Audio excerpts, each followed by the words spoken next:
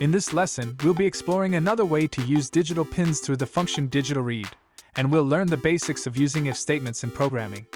We're going to expand on the circuit we built in Lesson 3 by adding a push-button switch. The idea is to create a program that lights up the LED while the switch is being pressed, and turns it off when the switch is released. The materials we'll use are an Arduino Uno, a breadboard, 5 male-to-male jumper wires, a red LED, a push-button switch, and resistors of 330 ohms and 10k ohms. Here's the circuit diagram we'll be working with. When the switch is pressed, the resistance inside the switch becomes 0, and the voltage at point A will be at the ground level, which is 0V.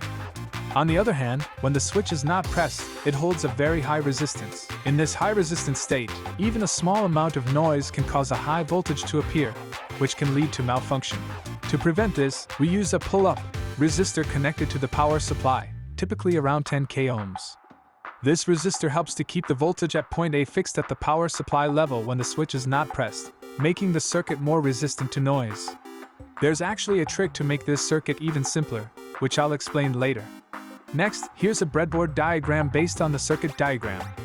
Notice that the push-button switch has 4 legs. Ensure that the connections align with the diagram when setting up the circuit. Now we've successfully built the circuit. Let's move on to coding. Open a new file and start by writing 2 pin mode functions in the setup function. When setting a digital pin as input, specify the pin number and write input. Then, write an if statement inside the loop function as shown here. If statements are used to execute specific actions only when certain conditions are met.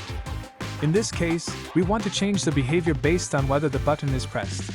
The meaning of an if statement is to execute the block of code inside the curly braces if the condition inside the parentheses is true.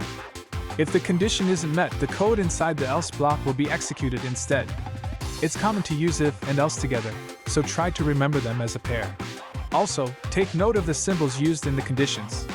When checking for equality, you use 2 equal signs, so be careful not to make mistakes here.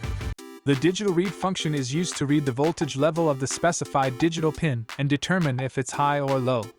With a power supply voltage of 5V, anything above 3.0V is considered high, while anything below 1.5V is considered low. After you've written the code, save the file and press the Upload button in the toolbar. If everything is correct, the LED should be off when the button is not pressed, and light up when the button is pressed. By the way, there's another handy mode for the pin mode function that I'd like to introduce.